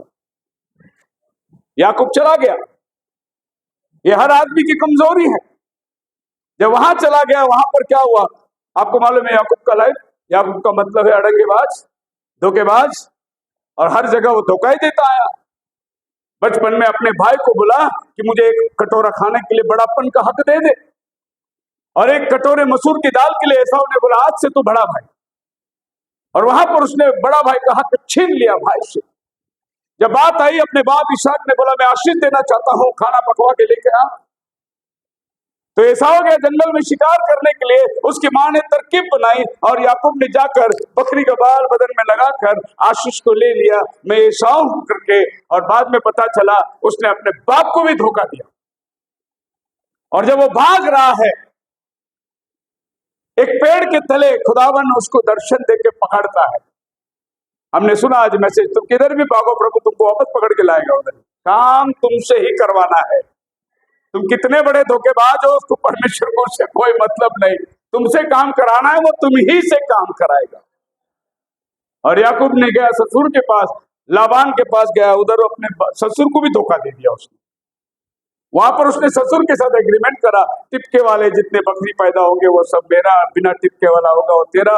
और बकरी जब पानी पीने को आती थी, वो छड़ी नीचे से डालता था, बकरी डर जाती थी, उसके पेट में टिपके वाले बच्चे पैदा होते थे। आइडिया देखो उसका। और सारे बकरी इधर बढ़ते जा रहा है, ससुर गरीब होते जा रहा है। अब ससुर तो ससुर ही है। तेरी बेटी से शादी करना है, 7 साल काम कर लिया, पगार मेरे को चाहिए, बेटी चाहिए, तो शादी हो गई। बेटी उसको छोटा चाहिए था, ससुर ने बड़े को भेज दिया रात को। अब सवेरे उठ के देखता तो बड़ी बेटी है, ससुर के साथ लड़ने लगा कि तूने क्या किया, अड़ंगेबाज, इतने लोग को धोखा दे के आया, तेरे को भी तो धोखा देने वाला कोई है। अब उसने बोला मैं छोटी को भी लेके जाऊंगा, वैसे नहीं जाऊंगा। ससुर बड़ा होशियार, वैसे भी 7 साल किसको पगार देना है, इसी जवाई दामाद को ही रख के काम करवा के लेंगे। वो बोले और 7 साल काम कर, वो भी देता हूं मैं। और बाइबल कहता है 7 साल काम करना, उसको यूं 7 दिन के वापिस लगा।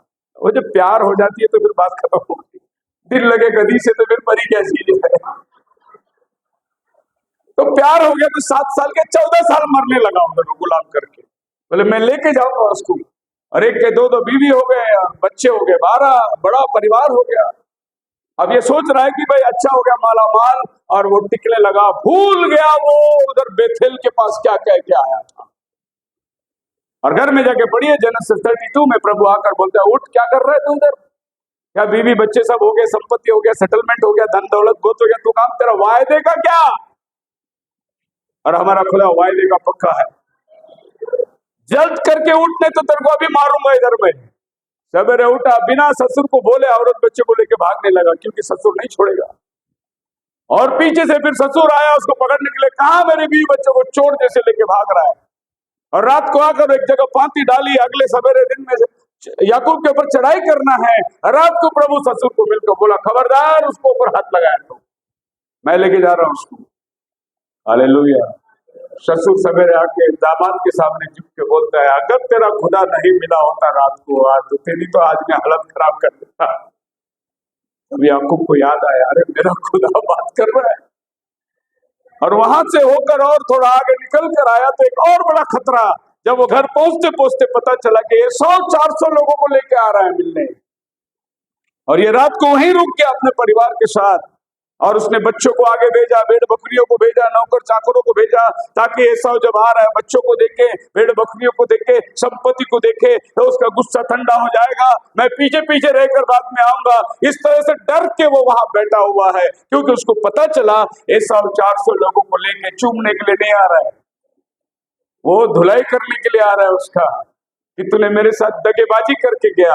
लेकिन उस रात तो फरिश्ता आ गया, याकूब उसको पकड़ लिया फरिश्ता को और उसके साथ पूरी रात लड़ा, मुझे आशीष दे, मुझे आशीष दे, मुझे आशीष दे। सवेरे पाँव पटने का समय में फरिश्ता बोला छोड़ मुझे जाना है, उसने उसकी मांडी के नस को मोड़ दिया, याकूब लंगड़ा हो गया और उसको पकड़ लिया। बाइबल बोलते ही क्लिंग्ड टू हिम, पहला लड़ रहा था अब लड़ नहीं सकता, लटक गया उसको। और तब फरिश्ते ने बोला क्या नाम है? याकूब अड़ंगेबाज, आज से तेरा नाम इस्राएल होगा, प्रिंस विद गॉड। हालेलुया। नाम बदला, काम भी बदल गया उसका। इसके लिए यह जरूरी है कि अगर कोई रामकृष्ण बपतिस्मा लेने आता है उसको यीशु का कृष्ण बना दो जल्दी। हमारे एक पास्टर घूमता है, मेरे पास हैंडबिल आई, अरे पास्टर जी वो भाई सब आए हैं, हैंडबिल पढ़ा मैं, उसमें पास्टर राम बाबू आए हैं। मैं बोला राम का बाबू नहीं चाहिए मेरे को, यीशु का बाबू है तो आता हूं मैं।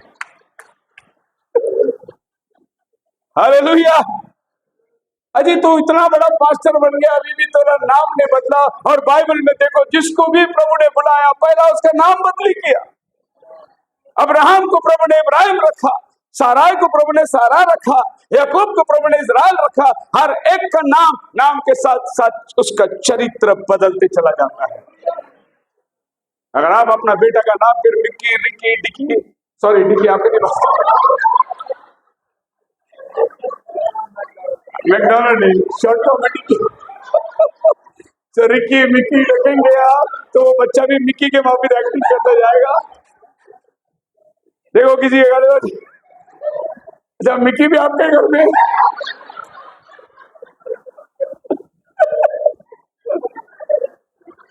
मैं मिक्की माउस का बात कर रहा हूँ।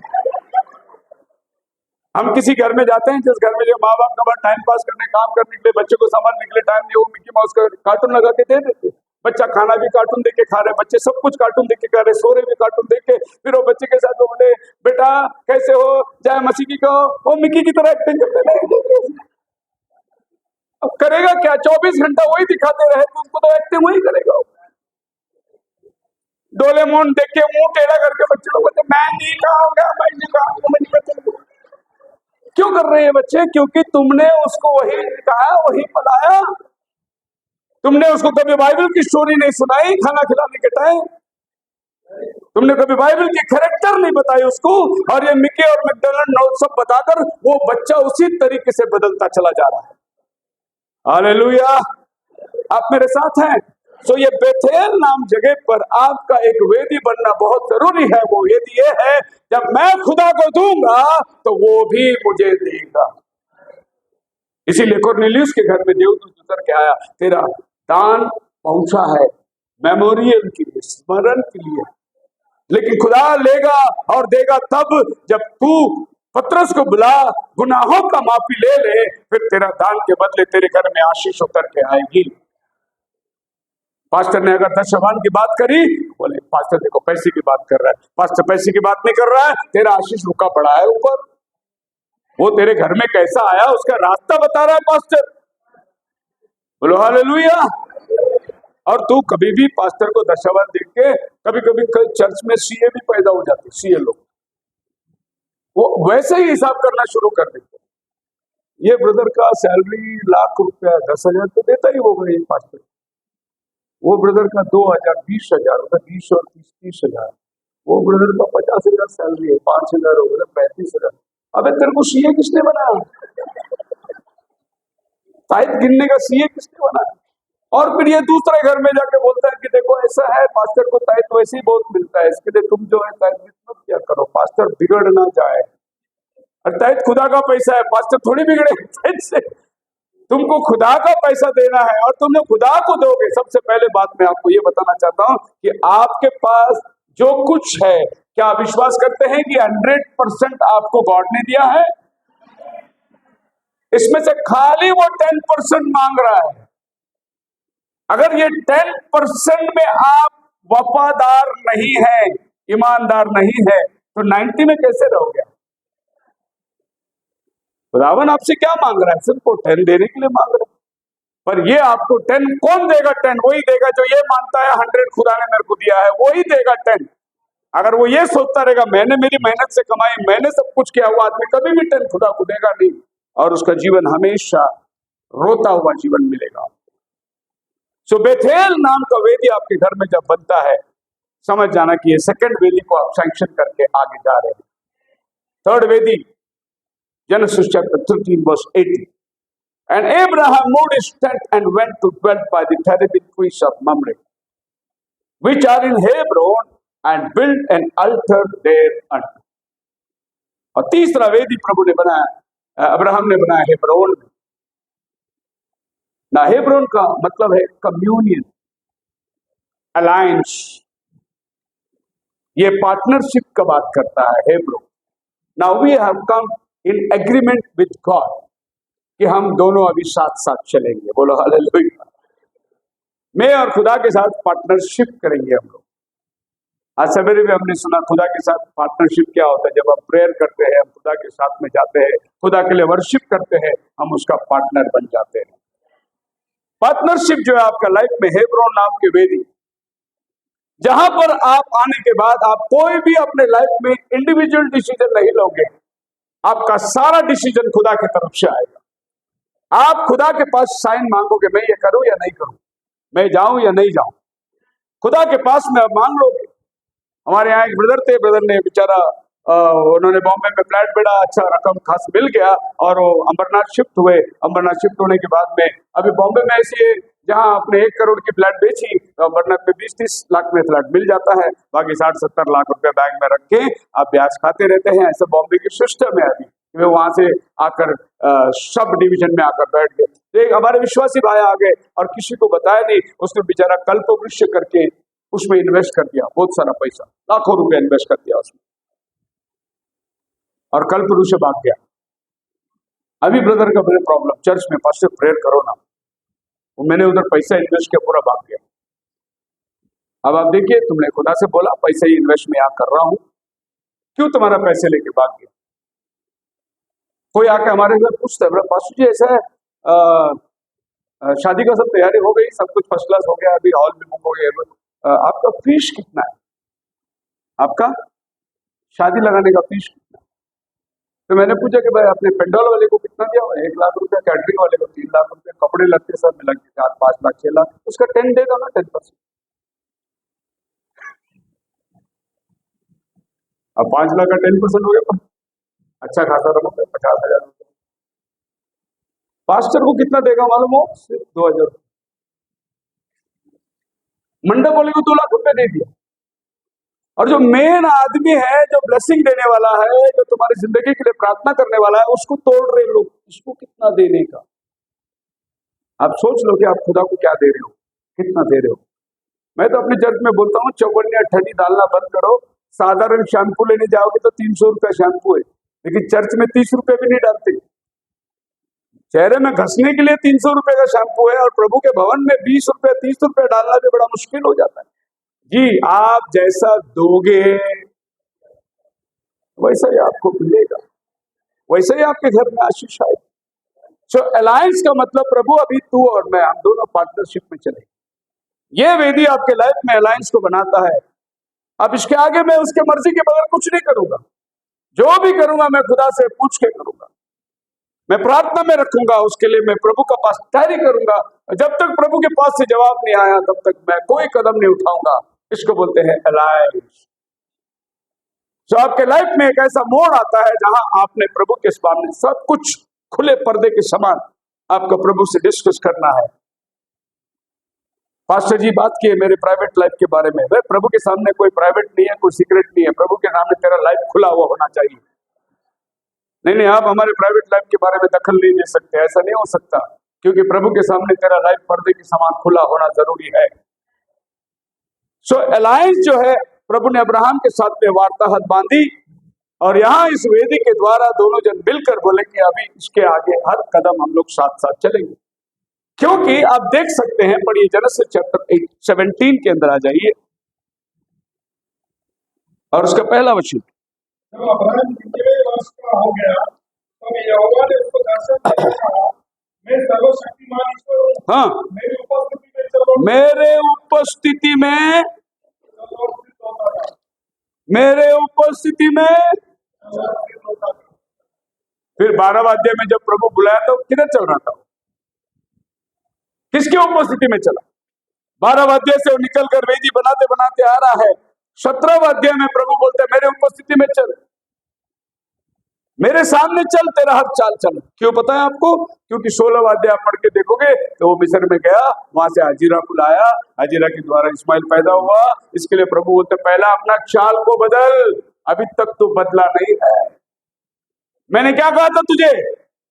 तेरा ही संतान सारा के गर्भ से ही मैं तुझे आशीष देने वाला हूं। फिर तो हाजिरा को क्यों लेके आया? अब्राहम डर गया क्योंकि अकाल पड़ी। तो अब्राहम सोचा कि अब मेरे भेड़ बकरियों को चारा कहां से लाऊं, अगर अकाल पड़े तो मैं सर्वाइव नहीं होऊंगा। इसके लिए मिस्र देश में चला गया। मतलब जिस खुदा ने तुझे बुलाया उस पर तूने अविश्वास प्रकट किया। अगर वो बुलाने की ताकत रखता है तो वो संभालने की भी ताकत रखता है, वरना बाइबल कॉलेज से निकलते ही चर्चों में एप्लीकेशन डालना पड़ता है, पास्टर का जॉब मिलेगा क्या? क्योंकि इसमें खुदा ने नहीं बुलाया। ये अपने मर्जी से बाइबल कॉलेज से सीख के आ रहा है पास्टर बनने के लिए। मेरा वो परमेश्वर है, जब तूने वायदा किया बुलाया, वो तुझे संभालेगा आगे। तू ये फिक्र मत कर वो कहां से खिलाएगा, कौवल आएगा तुझे रात को खाना खिला देगा, तू उसकी चिंता मत कर, लेकिन उस पर भरोसा कर। अब्राहम चला गया, चला जाने के बाद में एक्स्ट्रा वहां से एक साथ में लेकर आया, एक में एक फ्री इस्माइल पैदा हुआ। अभी ये एक में एक फ्री का जमाना है ना, जिधर भी जाओ मॉल में साबुन, उधर भी एक में दो में एक फ्री, एक में एक फ्री। इस्माइल भी फ्री में मिला क्योंकि अब्राहम का नाम इस्माइल को मिला ही नहीं। इसके बाद प्रभु अब्राहम का नाम बदल रहा है, उसको खुद का उसका नाम तक नहीं हासिल हुआ उसको। और यहां पर प्रभु उसको बोलता है मेरे सामने सीधी चाल चल, वॉक बिफोर मी, मेरे सामने चल। अभी इसका मतलब अलायंस अगर खुदा के साथ करना है तो आपको उसके सामने चलना होगा। पीछे एक लाइफ और आगे एक लाइफ आप नहीं बिता सकते। सो अब्राहम का जो चाल चलन है, इस चाल चलन के अनुसार जहां जहां इसने वेदी बनाकर चल कर आया, प्रभु ने उसको ही एनसर्कल किया और बोला यही देश मैं तेरे बच्चों को देने वाला हूं। इसके लिए अब्राहम के जीवन की वेदी और चाल चलन हमारे जीवन में बहुत मायने रखता है। Now, what do you mean by Hebron? It is bond or fellowship. Our deeper levels of fellowship and friendship with God often require deeper levels of separation from the world and to God. Alliance का मतलब प्रभु आज से मैं तेरे साथ चलूंगा, अब मैं दुनियादारी के साथ नहीं चलूंगा। ये वो जगह है जहां अब्राहम लोत को अपने घर से अलग कर रहा है। It's a time of separation.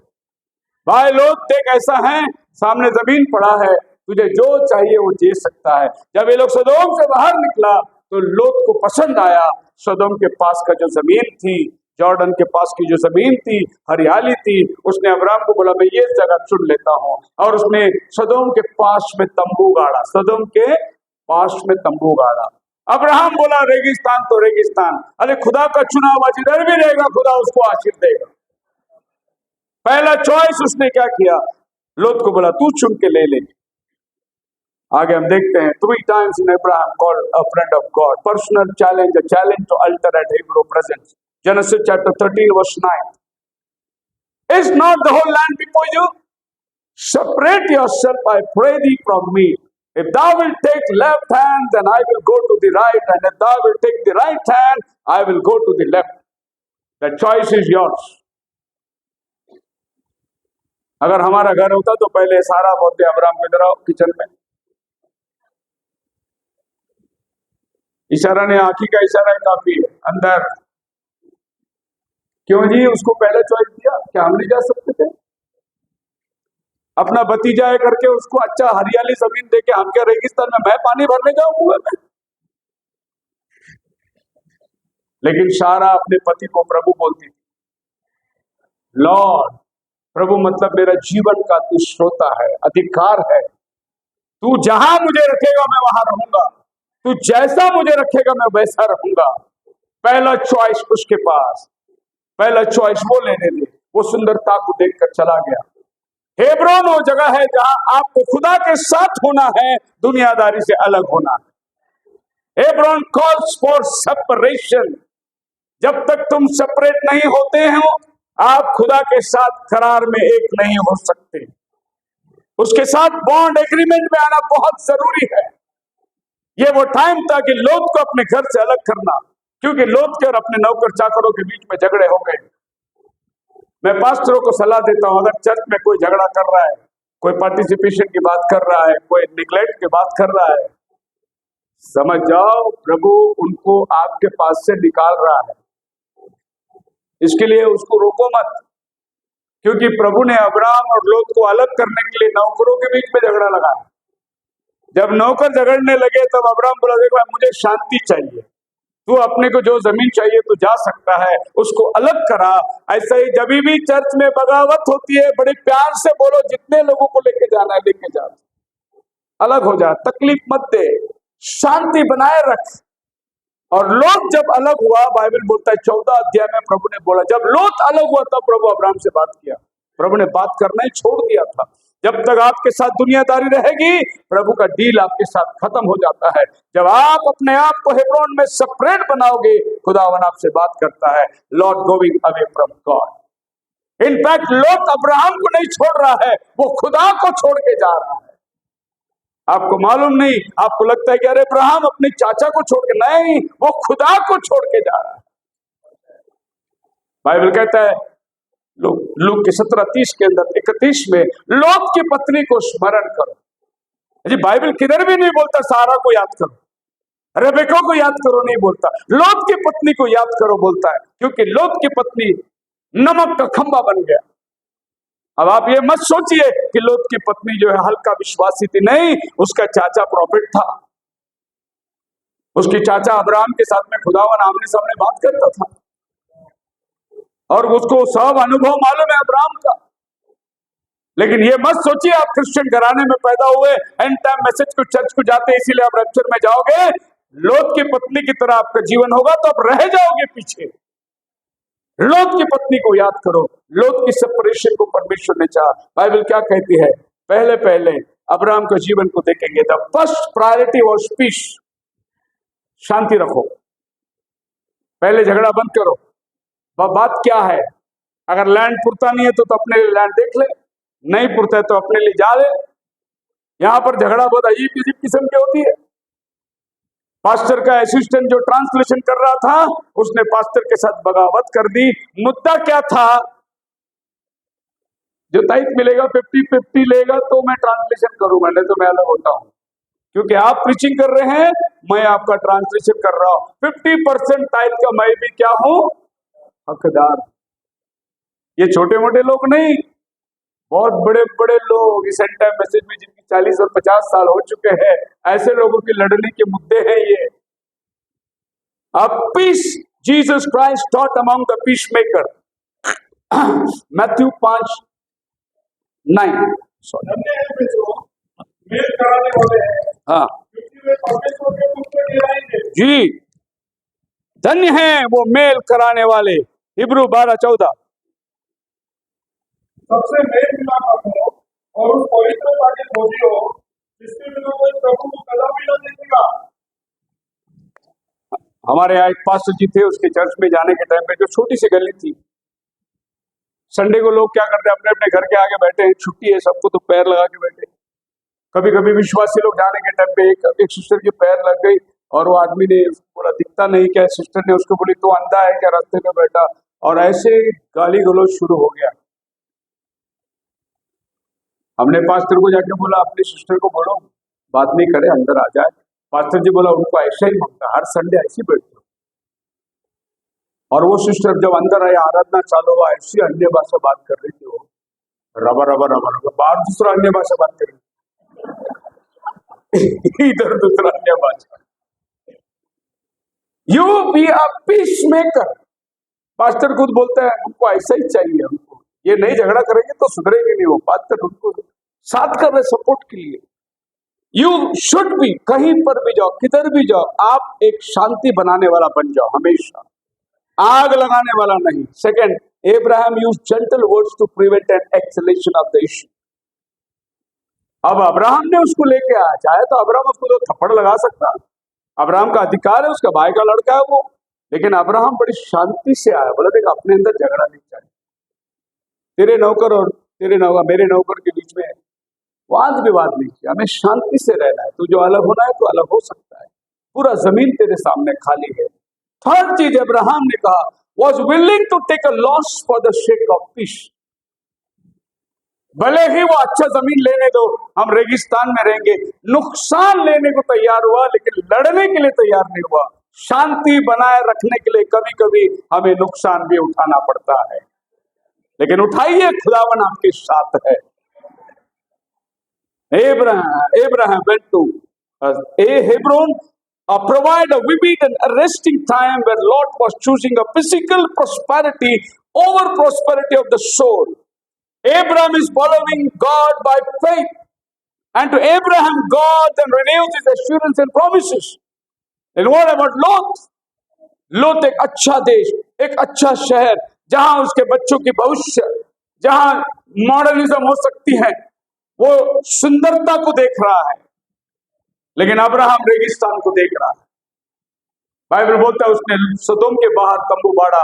थोड़े दिन के बाद 19 चैप्टर में क्या देखते हैं, वो खुद सदोम के अंदर बैठा हुआ। पहले वो फाटक के बाहर घर बनाया था, अंदर नहीं गया था, लेकिन आप देखो जितना आप दुनिया के पास जाओगे उतना दुनिया आपको खींचते रहेगी अंदर, और धीरे धीरे एक दिन आप किधर रहोगे, सदोम के अंदर रहोगे। ये अच्छा हुआ कि अब्राहम जो है रेगिस्तान में घर बनाया, वो यहां नहीं आना चाहा, क्योंकि उनको इनकी आंच भी नहीं चाहिए थी, इसीलिए उसने बोला पहला चॉइस तुम्हारा।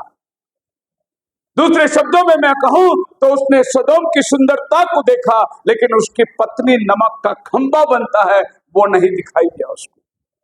वो सदोम की आने वाले मॉडर्निज्म को देखा, लेकिन उसके धन दौलत संपत्ति आग में जल रही है वो उसे दिखाई नहीं दिया। और आज भी हमारे साथ ऐसा ही है, जो चीज जलने वाली है उसके तरफ हम मन ज्यादा लगाए हुए हैं, लेकिन उसके पीछे एक चीज है जो अनंत काल का जीवन है, जहां हम सब जाने वाले, लेकिन हम उन बातों के ऊपर ज्यादा मन लगाए जो ये पृथ्वी में चले। आप बताइए, आपके पास मर्सिडीज कार होगी, रैप्चर होने के टाइम क्या करोगे? आपको छोड़ के जाना है, कार लेके जाना है? फिर आपको ये पता होगा जो छोड़ के जा रहे हैं वो सब जलने वाली है, फिर जो चीज जलने वाली है उस पर क्यों मन लगा रहे हो तुम? अविनाशी चीज के ऊपर क्यों नहीं तुम मन लगाते? हेब्रोन खुदा के साथ एक अलाइनमेंट को दर्शाता है। चैप्टर 13 वर्स 14 में Lot was separated from him, lift up the nine, and verse 12 Bible कहता है लॉट वेंट विथ हिम। खुदा ने अब्राहम को बुलाया था, लेकिन लोट उसके साथ गया। क्योंकि वो खुद गया, उसको निकालना जरूरी था। उसके आगे मतलब प्रभु उससे डील कर ही नहीं सकता जब आप लोट के साथ दोस्ती रखोगे। और मैंने अपनी लाइफ में बहुत जबरदस्त अनुभव ऐसा पाया है, जब तक लोट बाहर नहीं जाता प्रभु अपने ब्लेसिंग को देता नहीं है, क्योंकि आप प्रभु के वायदे पर परिपूर्ण तरीके से आना बहुत जरूरी है। 22वां अध्याय में आ जाएंगे। प्रभु ने बोला अपने इकलौते बेटे को जिससे तू प्रेम करता है लेके आ, और मोरिया पहाड़ पर एक वेदी बना। यह है उसके लाइफ का चौथा वेदी। मैं थोड़ा पास खत्म कर रहा हूं। अब ये वो टाइम है, बड़ा परीक्षा का टाइम है। And the spiritual life, and he reached a deepest point of his walk with eternal, having experienced what these verses describe. He qualified to be called a friend of God, a friend of eternal. उसने अपने पत्नी को भी नहीं बताया, उसने उठा अपने बच्चे को लिया, बोला हम परमेश्वर को बलिदान करके लौटेंगे, वापस आएंगे। अगर उसने सारा को बताया होता कि मैं इसहाक को ही बलिदान देने को लेके जा रहा हूं, सारा बोलेगा तू काट अपने आप को, मेरे बेटे इकलौते को हाथ नहीं लगाना, खबरदार। हालेलुया। बाइबल में एक जगह ऐसा है, एलिया पहाड़ से उतर कर आया, एलीशा के ऊपर चादर डाल दी और वो चला गया। एलीशा बोला मेरे स्वामी रुक, बोला मुझे तुझसे क्या था? प्रभु ने बोला डालना है, मैंने डाल दिया, अब तुझे क्या करना? बोले थोड़ा टाइम का अवसर दे। उसने बैल काटी, वो लंगर की लकड़ियां काटी, उसी खेत में उसको जलाया, वो बैल को वहीं पकाया, सब नौकरों को खिलाया और फिर वो एलीशा के पीछे चला। इसका मतलब ये है मैं दोबारा ये काम में आने वाला नहीं हूं। नहीं तो क्या होता, कन्वेंशन चलती है, थोड़ा खेती में देख के आता हूं भाई मेरे बैल क्या कर रहे हैं, लेकिन अभी सवाल ही नहीं पीछे देख के आने का, क्योंकि उसने इसको काट कर, जलाकर, पकाकर खिला दिया। मतलब मेरे लिए दुनियादारी मर गई है। अब मैं जिसके पीछे चलने वाला हूं वो कुछ और चीज है। ये दोनों को आप मिक्स नहीं कर सकते। आप मेरे साथ हैं? एक बार उसकी चादर आपके ऊपर पड़ गई तो फिर आप पीछे मत देखना। लेकिन एक जगह ऐसा हुआ था, प्रभु यीशु मसीह को एक आदमी ने आके बोला बस मैं आपके पीछे आना चाहता हूं, लेकिन मेरे पिताजी को गाड़ के आओ। प्रभु ने उसको जाने नहीं दिया। लेकिन यहां एलिया ने बोला तेरी मर्जी, मैं क्या करूं। लेकिन यहां पर एलीशा का काम क्या था? उसका डिसीजन था कि मैं दोबारा नहीं जाऊंगा। लेकिन वो आदमी जो यीशु के पास आया था उसके डिसीजन क्या था? मेरे पिताजी को मैं गाड़ के आता हूं। यीशु ने बोला मरे हुए मुर्दे को गाड़ेंगे। कौन? मरे हुए लोग मुर्दे को गाड़ेंगे, तू मेरे पीछे चल। कहने का मतलब ये है, ये लड़का अगर घर में जाएगा, इसकी माँ को बोलेगा माँ पिताजी का अंतिम विधि सब हो गया, अभी मुझे सेवा के लिए उतरना है। माँ गले में गिर जाएगी, अभी तो बाप ने छोड़ के गया, अभी तू भी मेरे को छोड़ के जा रहा है। माँ का ममता उसको सेवा में जाने से रोक लेगी। प्रभु ने बोला मरे हुए लोग तेरे घर में बहुत, तेरा चाचा मामा भतीजा सब है, वो सब मरे हुए लोग हैं, वो मुर्दे का अंतिम संस्कार करेंगे। तू जीवन के पास खड़ा हुआ है, इधर से आगे चल, पीछे को मत जा। हालेलुया। ये संसार में ऐसी कुछ ममता चीज नाम की चीज है जो आपको पकड़ के आकर्षित करती है और आपको आगे जाने से रोकती है। यही चीज अब्राहम के जीवन में आ गया। तू जिससे प्रेम करता है उसको लेके आ बलिदान, और अब्राहम लेके जा रहा है। एक जबरदस्त दृश्य है, टाइम नहीं है मेरे पास इसको वर्णन करने के लिए, लेकिन आप यही दृश्य को देखिए। अब्राहम चल रहा है जो हमारा यहोवा पिता है, और इसहाक अपना ही जलाए जाने वाली लकड़ी खुद के कंधे पे लेके जा रहा है। वो हमारा प्रभु यीशु मसीह है, जिस पर वो लटकाया जाएगा, वो क्रूस वो खुद ही उठा के जा रहा है, बाप के पीछे पीछे चल रहा है। कहाँ? मोरिया पहाड़ पर। उसी मोरिया पहाड़ पर यीशु मसीह को क्रूस पर चढ़ाया गया। यही वो मोरिया पहाड़ है जहां खुदावन उतर कर अब्राहम को बोला रोक तेरा हाथ को, ये काम तेरा नहीं, ये काम मेरा है। अगर अब्राहम अपने बेटे को दे देता, आपके बाइबल में जॉन 3:16 नहीं रहता? परमेश्वर ने जगत से ऐसा प्रेम किया, अपने इकलौते बेटे को दे दिया, ये वचन नहीं होता, क्योंकि अब्राहम ने भी तो अपने इकलौते बेटे को दे दिया। प्रभु ने उसका हाथ को रोका, बोला ये काम तेरा नहीं, ये काम मेरा है। इकलौता बेटे को देने का काम। इस चौथी वेदी में प्रभु यीशु मसीह का बलिदान दिखाई देता है। मसीह में मेरे प्रिय लोगों, एक बार आप शिकेम में सब दुनियादारी उतार कर, आप बेथेल में आकर जो प्रभु को देना है देकर, आप हेब्रोन में आकर उसके साथ एग्रीमेंट कर दोगे, मोरिया पहाड़ पर उसके साथ मरकर नया जिंदगी पाओगे। रैप्चर में उठा लिया जाने का सौभाग्य ये आपको मोरिया पहाड़ पर मिलता है। इसके अलावा कहने के लिए मेरे पास बहुत कुछ है। मोरिया पहाड़ आज की तारीख में सबसे हॉटेस्ट प्लेस है। आज ये दुनिया जिसके ऊपर बैठी हुई है, एक जबरदस्त तकरार इस जमीन पे होने वाला है। ये वही जगह है जब मौत का दूत आया, प्रभु ने अपने डेविड को बोला था क्या चुनना है, उसे अरोनिया नाम जगह पर जाकर उस मौत के दूत को वेदी बना के रुका। बाद में उसी अरोना जगह को उसने दाम देकर खरीदा और अपने बेटे सुलेमान को बोला मंदिर बांधना है, इसी जगह पर बांधना, और इसी जगह पर सुलेमान ने मंदिर बनाया। वो कोई और जगह नहीं, वही जगह है जहां आज वो मॉस्क खड़ा हुआ है, जिसके ऊपर सारी दुनिया की नजर लगी। अभी जो वॉर चल रहा है उसी के लिए चल रहा है। ये जो वर्ल्ड क्लाइमेक्स जो है यहाँ आके ठहरी है चौथा वेदी के अंदर, और यहाँ पर जो डूम ऑफ रॉक है, इसके अंदर जो पत्थर है वो पत्थर वही पत्थर है जहां अब्राहम ने अपने बेटे इसहाक को रखा हुआ। बाहर से हमको डूम दिख रहा है, काय के लिए लोग इसको लड़, क्यों इसके लिए इतनी जान गंवा रहे, क्यों ये जगह मांग रहे वो? क्योंकि ये वही जगह है जिधर अब्राहम ने चौथी वेदी बनाई थी। और इस जगह को मांगने के लिए एक तरफ मुस्लिम खड़ा हुआ है, एक तरफ क्रिश्चियन खड़ा हुआ है, एक तरफ यहूदी खड़ा हुआ है। तीनों की नजर यही जगह पर है और यही जगह पर अंतिम भविष्यवाणी पूरी होने वाली है, क्योंकि बाइबल कहता है प्रभु के आने के टाइम यहाँ थर्ड टेम्पल खड़ी होनी चाहिए और यहूदी लोग थर्ड टेम्पल की प्रिपरेशन कर रहे हैं। ये वो टेम्पल है जो पहली बार सुलेमान ने बनाया था और नेबुकदनेस्सर ने उसको गिरा दिया। जेरुब्बाबेल के टाइम में टेम्पल दूसरी बार बनाया गया, जिसको हेरोद के टेम्पल माना जाता था, जिस टेम्पल में यीशु मसीह खड़े होकर कहा इस मंदिर को ढा दो, मैं तीसरे दिन इसे खड़ा करूंगा। वही टेम्पल आज इतिहास का एक बहुत बड़ा गढ़ बन चुका है। बहुत ही जल्द हमास छोड़े हुए मिसाइल, अगर एक मिसाइल ये डूम ऑफ रॉक में गिर गया, समझ जाना कयामत आपका और हमारा जाना तैयार, क्योंकि ग्रेस जब उधर जाएगी अन्य जाति रैप्चर में जाएगी। और अमेरिका ने अभी पिछले हफ्ते बोला इजराइल को मैं तेरा हाथ छोड़ता हूं, इजराइल बोला छोड़ दे, और मैं नहीं पीछे हटने वाला हूं, क्योंकि इजराइल को आज मालूम हो गया है खुदावन उसके साथ खड़ा हुआ है। अब ये वाला पासओवर मनाने के लिए वो लोग सीधे मस्जिद के अंदर ही गए। अब मुस्लिम को उधर अंदर आने नहीं दे रहे, पैलेस्टीन को अंदर नहीं आने दे रहे, कब्जा कर लिया है। याद रखिए 1948 में उसको इजराइल राष्ट्र मिला, 1967 में उसको जेरूशलेम मिला, लेकिन माउंट टेम्पल नहीं मिला।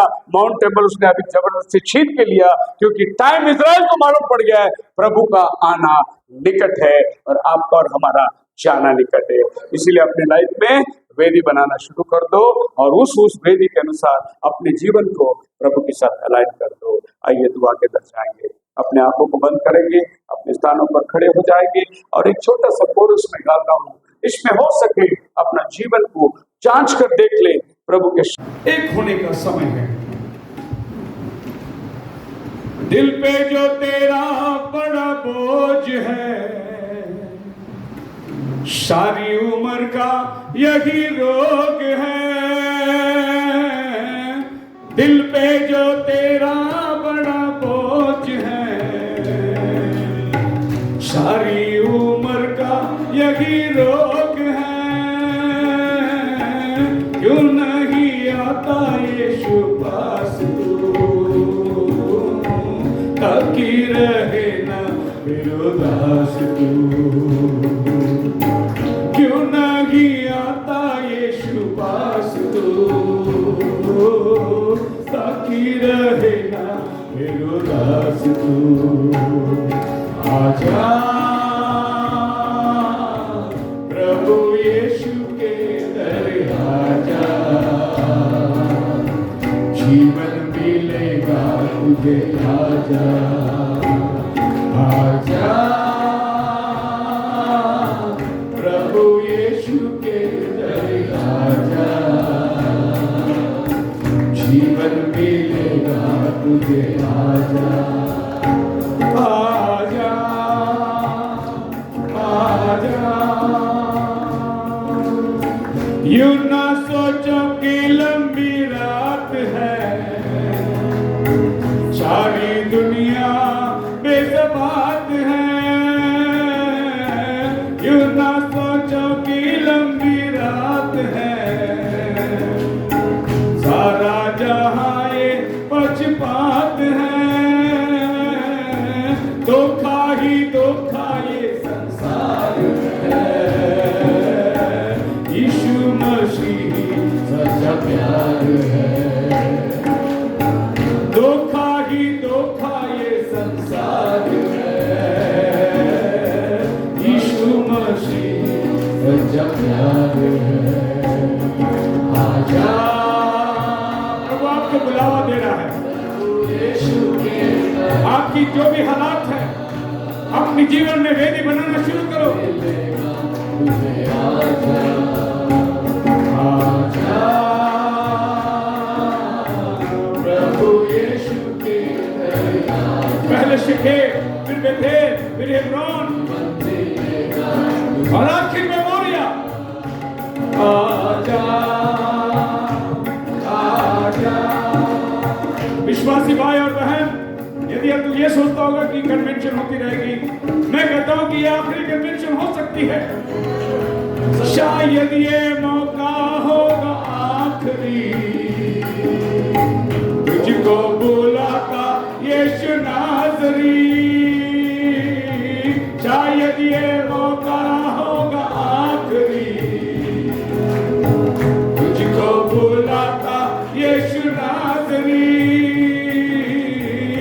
आगे बढ़ क्रूस को तू थाम ले,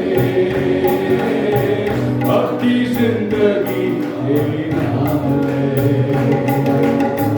आगे बढ़ क्रूस को तू थाम ले, अपनी जिंदगी तेरी नाम ले। आजा प्रभु यीशु के घर आजा, जीवन मिलेगा तुझे। आजा आजा प्रभु यीशु के घर आजा,